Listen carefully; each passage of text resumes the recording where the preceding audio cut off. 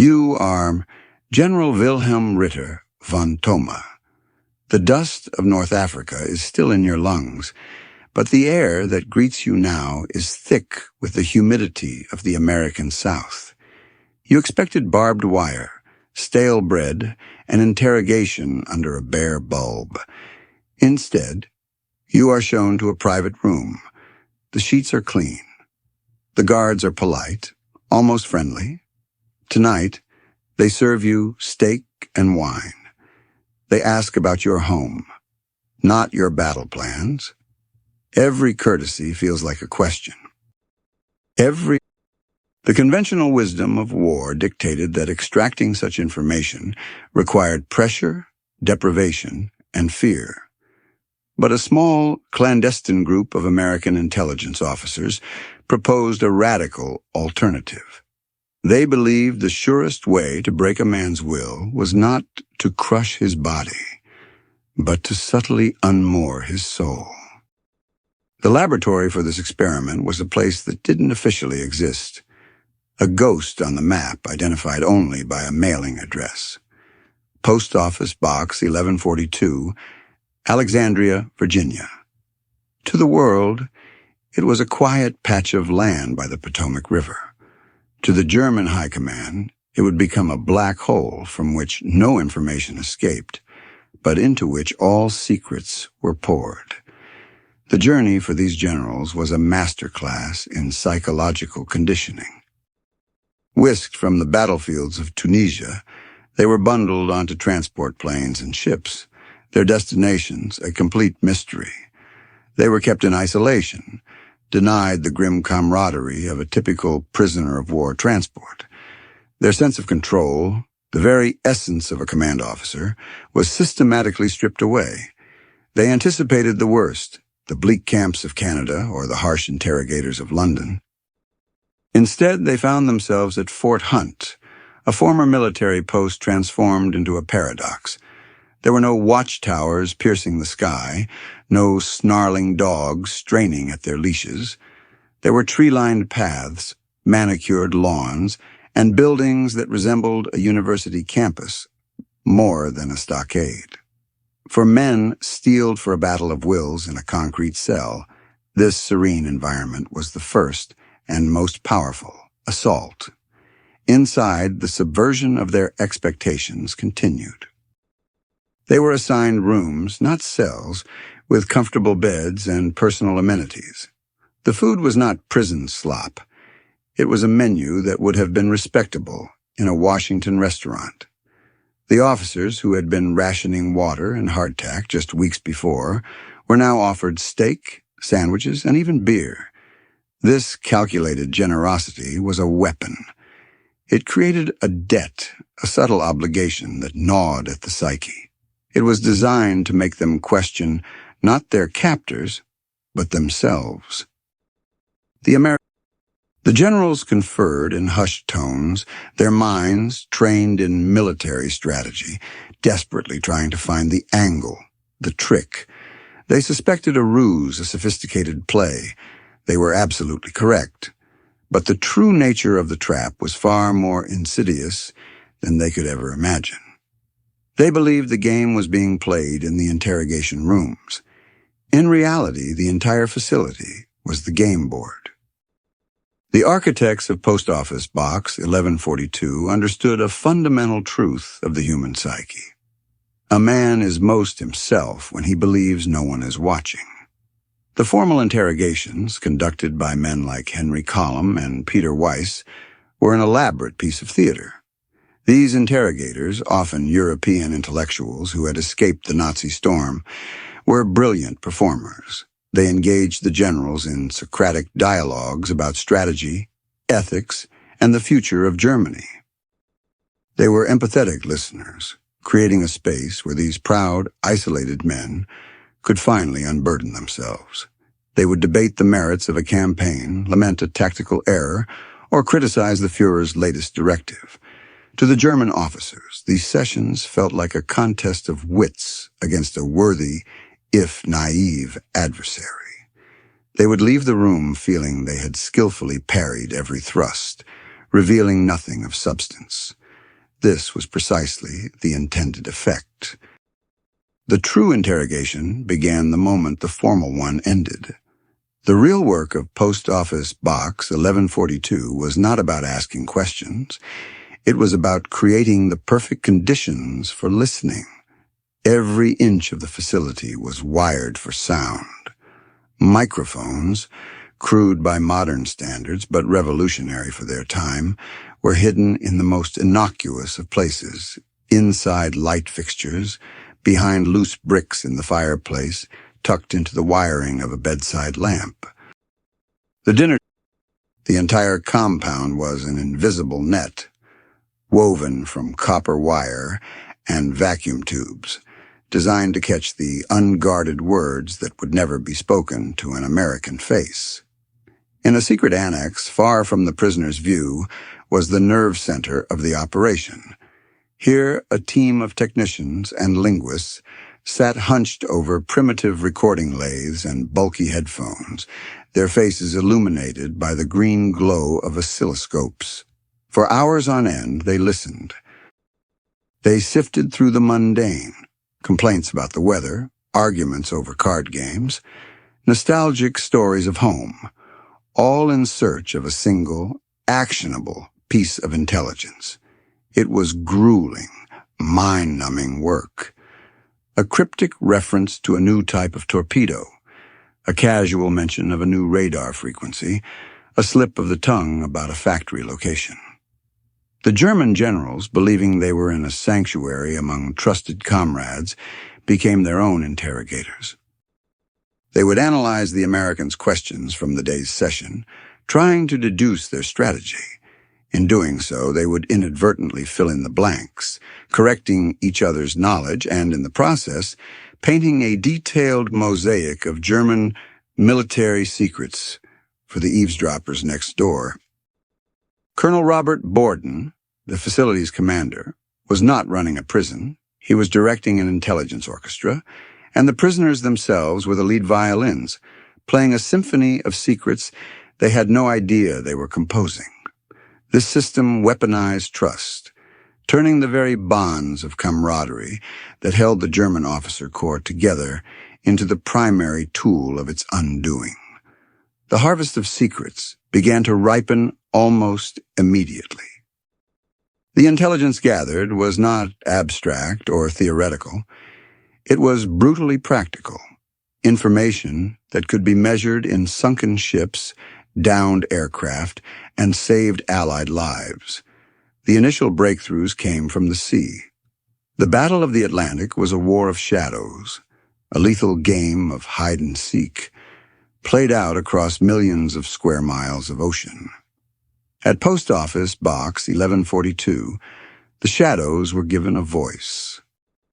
Two captured U-boat captains, lamenting their fate over a game of cards, might casually debate the patrol patterns of their wolf packs. In doing so, they would sketch a map for Allied convoy commanders.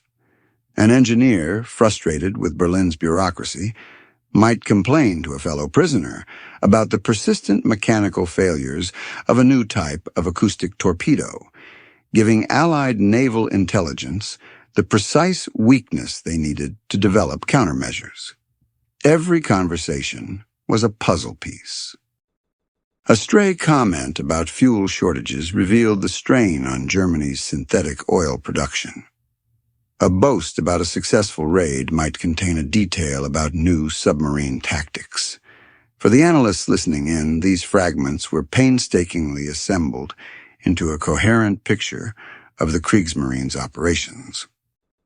Information gleaned from a conversation in Virginia on a Tuesday could be translated into new convoy routes by Wednesday, potentially saving thousands of tons of vital war material and the lives of hundreds of merchant mariners by Friday. The invisible war of signals intelligence was being fed by the most ancient form of communication. Two men talking in a room, believing they were alone. The polite conversations and comfortable lodgings were paying dividends that no amount of physical coercion could ever have produced. The German U-boat arm, the scourge of the Atlantic, was being systematically dismantled by secrets whispered 3,000 miles away. The intelligence soon extended from the depths of the ocean to the skies over the Reich. The Allied strategic bombing campaign was a costly, brutal affair, with bomber crews facing a gauntlet of lethal anti-aircraft fire and swarms of Luftwaffe fighters.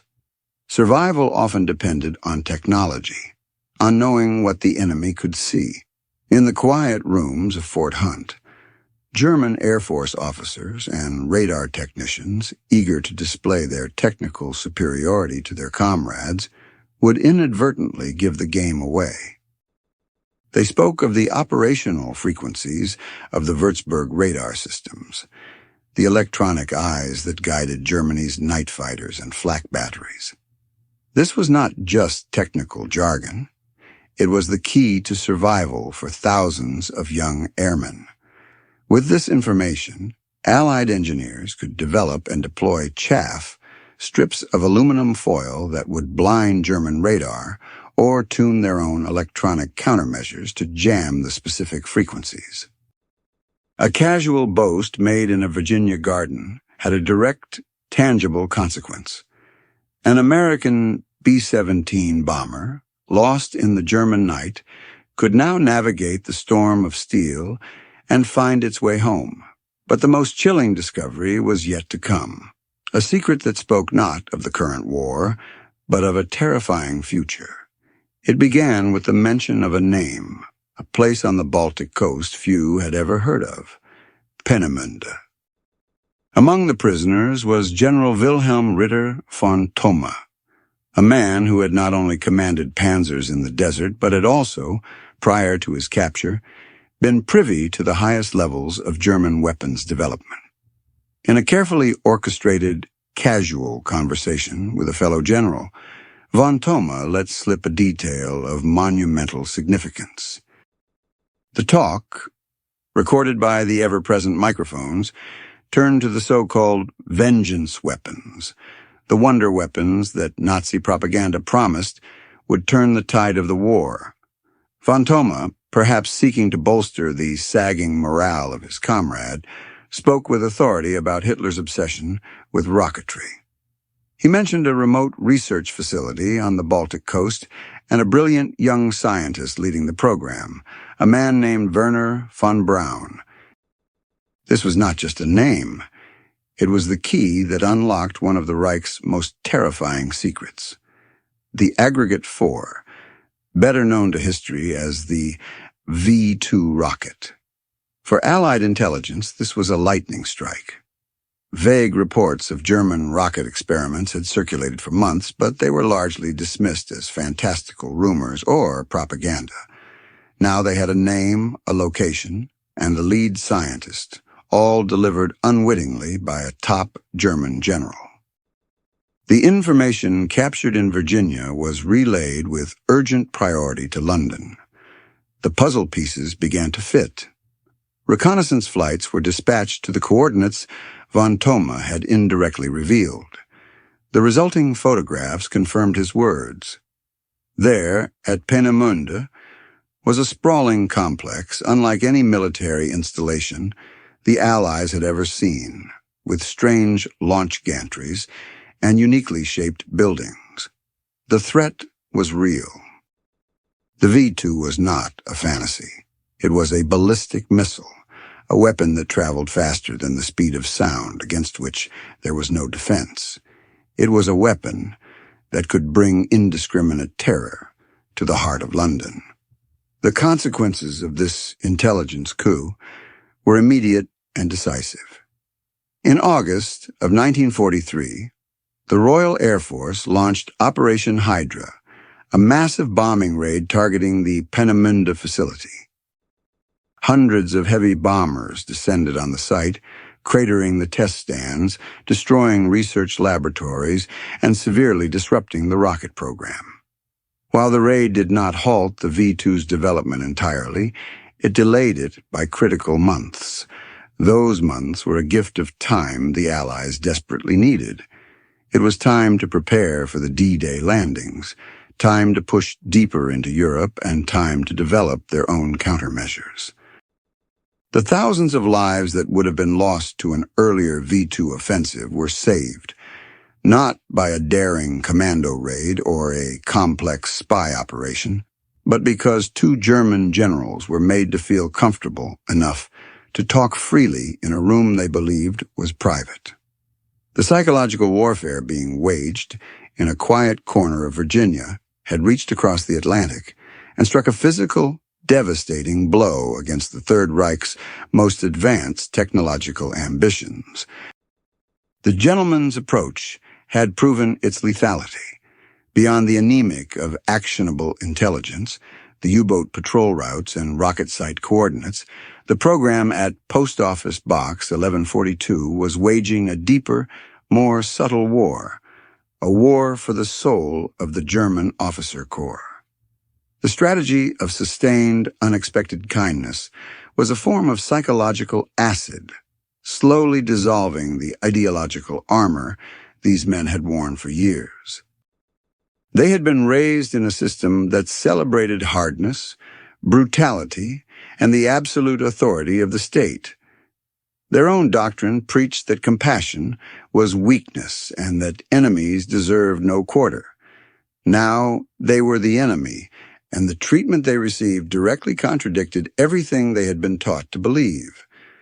This created a profound cognitive dissonance, a mental state of deep unease and contradiction. The American interrogators, many of whom were German Jews who had lost everything to the Nazi regime, embodied this contradiction. The generals expected vengeful, hate-filled enemies. Instead, they met men who treated them with dignity, who could discuss Goethe and Schiller with genuine passion, and who seemed more interested in understanding their motivations than in punishing their actions. This relentless civility was more unsettling than any threat. A physical blow can be endured and understood within the brutal logic of war.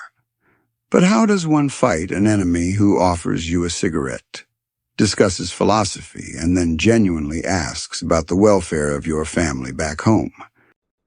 This approach forced the prisoners to confront a disquieting reality. If the Americans, whom their propaganda had painted as degenerate capitalists and cultural barbarians, could behave with such humanity, what did that say about the monstrous regime they themselves served? The erosion of their certainty was palpable. The hidden microphones captured not just military secrets, but crises of faith. Generals who had once spoken with absolute conviction about the righteousness of their cause began to express doubts. They complained bitterly about Hitler's erratic military leadership and the corruption of the Nazi Party. They spoke of their disillusionment with a war they were now certain was lost. This crumbling morale was, in itself, a strategic victory. It signaled to the Allies that the internal cohesion of the German High Command was fracturing. Some officers, worn down by the psychological pressure and the moral dissonance of their captivity, began to cooperate more openly. They saw the interrogators less as enemies and more as the only rational men they could speak to. The weapon of kindness had achieved what torture rarely does. It didn't just extract information, it began to change minds. It turned proud servants of the Third Reich into disillusioned men who were willing to betray its secrets, not out of fear, but out of a dawning, horrifying realization that they had been fighting on the wrong side of history. The interrogators at Fort Hunt weren't just collecting intelligence, they were conducting an ideological autopsy on a dying regime. This highly manipulative system, for all its success, walked a fine, gray line of morality. The American officers and interrogators involved were deeply aware of the ethical complexities of their work. They were weaponizing the very foundations of human connection, trust, empathy, and the desire for civilized discourse. The interrogators were actors in a long and grueling performance, feigning a friendship and intellectual respect that was, at its core, a deception designed to exploit their targets' vulnerabilities. For men like Henry Collum and Peter Weiss, who had fled the horrors of Nazism, this was a deeply personal and often painful task. They had to sit across from the architects of the regime that had murdered their families and destroyed their homes, and offer them not retribution, but a calm, reasoned debate and a shared meal. The psychological toll on these interrogators was immense. They were living a lie day in and day out.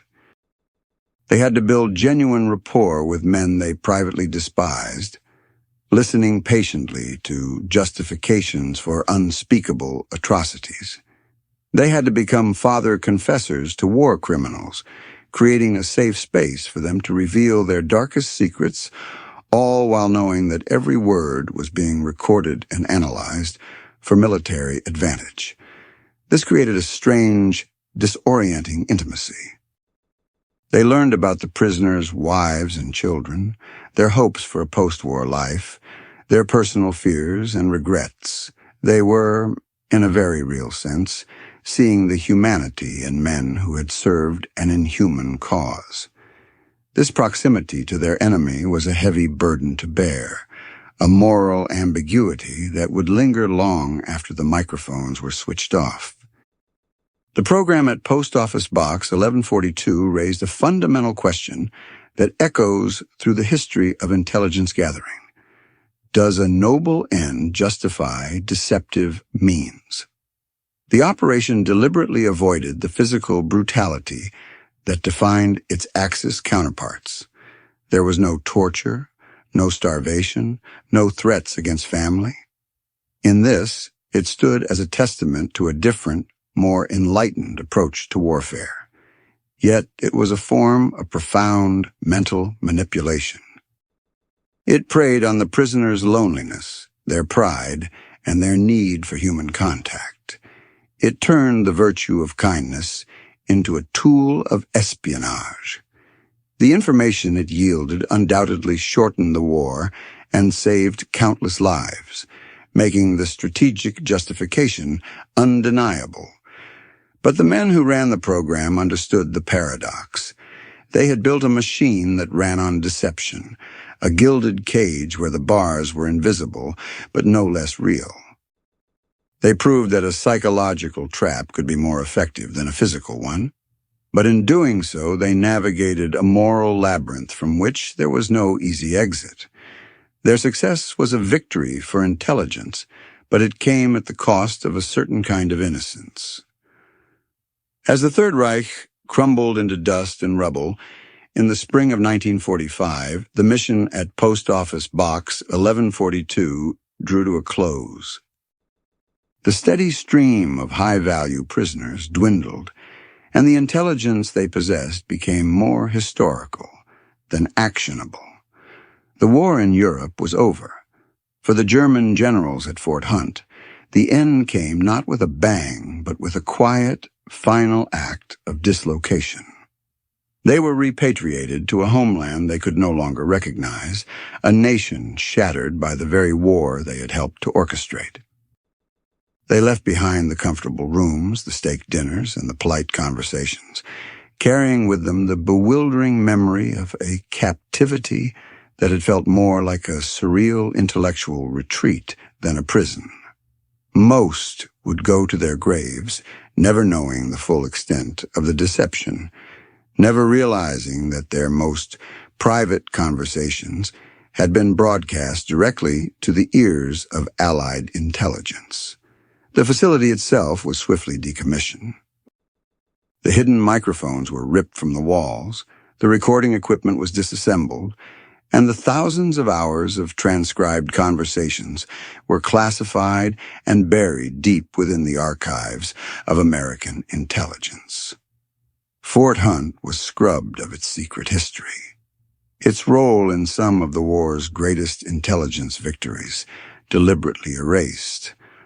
The story of the gentleman's prison became a ghost, a whispered rumor among a handful of intelligence veterans. For decades, the truth of what happened in that quiet corner of Virginia remained one of the last great untold stories of the Second World War. The operation was a stunning success, a masterstroke of psychological warfare that had proven its worth in blood and steel. It had exposed the secrets of the U-boat wolf packs, pinpointed the V-2 rocket facility, and chronicled the moral collapse of the German High Command. The legacy of Post Office Box 1142 is complex and profound. It stands as a powerful testament to the idea that, in the brutal calculus of war, intelligence can be a more potent weapon than artillery.